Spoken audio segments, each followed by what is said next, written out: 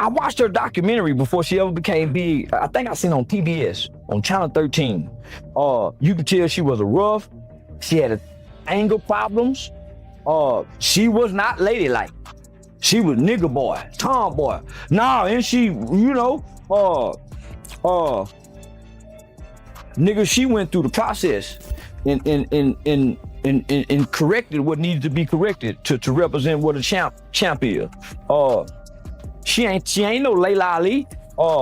None of our new youth are what our old stars used to be. They got their own mind, they got their own identity.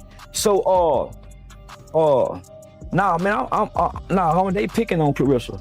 And can't nobody whoop her. So the real shock wasn't Charleston White's words, it was the questions behind them. For years, fans saw Claressa Shields and Papoose as a power duo built on success, loyalty, and admiration. Then Charleston challenged that image, asking whether the relationship was driven by love or by strategy and public perception. He didn't attack Claressa.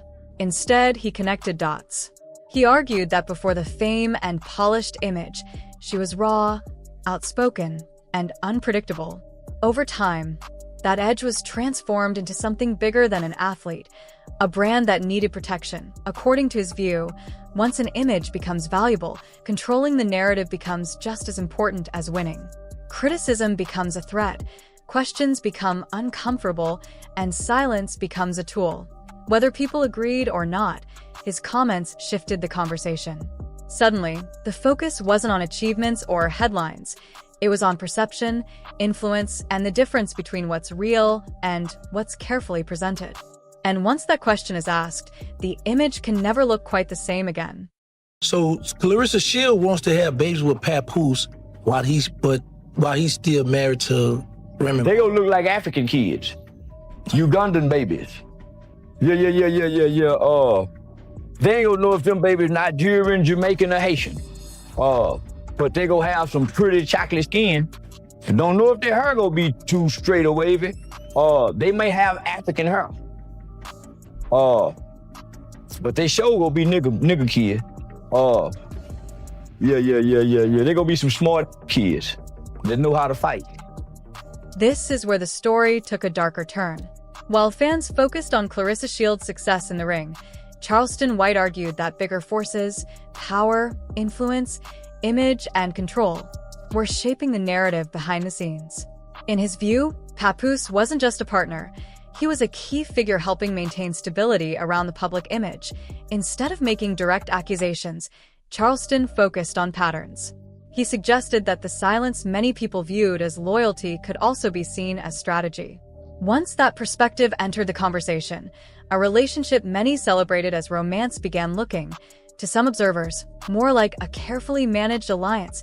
He questioned whether public discussions about commitment, family, and future plans were entirely emotional or partly about positioning and perception.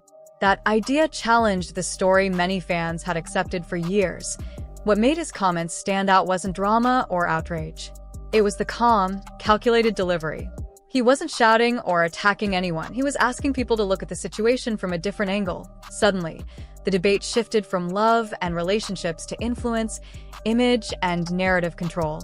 And once people start questioning the story behind the spotlight, every silence feels louder. Every move feels intentional, and the line between reality and perception becomes harder to see. Yeah, that nigga Papoose, and this is why I say that. You ain't never heard no hoe come out and say nothing bad about him for her. Even when this hoe was doing wrong, he wasn't running to the internet bashing. And he don't speak much. He's a man of silence, so that means his words are important to him. I done seen him get with 2 women. It seemed like he brought the best out of both women.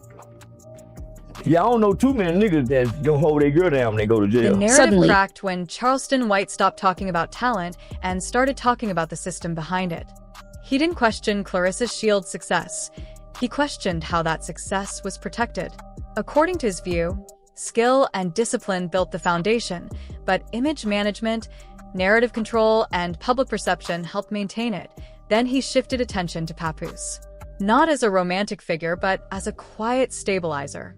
Always present, rarely confrontational, and often letting silence speak louder than words. Charleston suggested that influence doesn't always come from what is said. It can come from what isn't. That's when the relationship began looking less like romance and more like alignment. In his perspective, Claressa gained stability, credibility, and protection from criticism, while Papoose gained visibility, relevance, and influence. Together, they projected strength and security in a world where perception is everything. The discussion intensified when Remy Ma entered the picture. Charleston portrayed her as someone unwilling to follow the script. By challenging accepted narratives, she introduced doubt into a story many had taken at face value.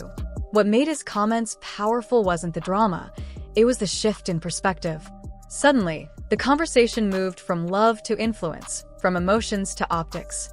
And once people start questioning the story behind the image, every piece of the puzzle looks different. She also makes more money than him, similar to Remy Ma.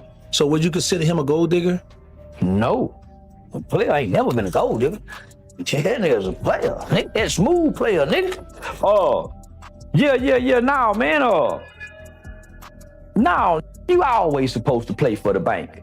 My grandmama told me, if a woman really like you, it ain't nothing she won't do for you. Well, grandmama, how you know if she really like you? She'll give you her money. The biggest twist wasn't what Charleston White said. It was what he suggested people had been missing all along. He argued that some people simply don't fit into systems built on control, and when they challenge the narrative, they're often pushed to the edge. Rather than accusing anyone of plotting, Charleston focused on patterns. He pointed out how certain voices get amplified while others are ignored, and how public value often determines who stays in the spotlight. In that framework, Claressa Shields wasn't just a boxer. She was a powerful brand worth protecting. Then came the question that sparked debate. Why was Papoose always so quiet? Charleston suggested silence isn't always about innocence or guilt. Sometimes it's strategy. Sometimes it's a way to shape perception without stepping into the fight. From his perspective, the relationship looked less emotional and more aligned by mutual benefit. Claressa gained stability, credibility, and protection, while Papoose gained relevance, opportunity, and visibility. To critics, that looked less like chaos and more like calculated balance. He also argued that image, optics, and narrative control had become just as important as boxing itself. In that environment, questions aren't welcomed. They're viewed as threats. Charleston even criticized media outlets and industry voices for repeating safe narratives while dismissing criticism as jealousy or hate. By the end, the discussion wasn't really about individuals anymore. It became a conversation about influence, perception, and power. His final message was simple but powerful. When someone controls what information reaches the public, they don't just shape the story, they shape the reality people believe. Here's where Charleston White believed the real story starts. Not with what the public sees, but with what never reaches the public at all. In his view, the key questions were simple. What gets amplified? What gets reframed? And what gets filtered out completely?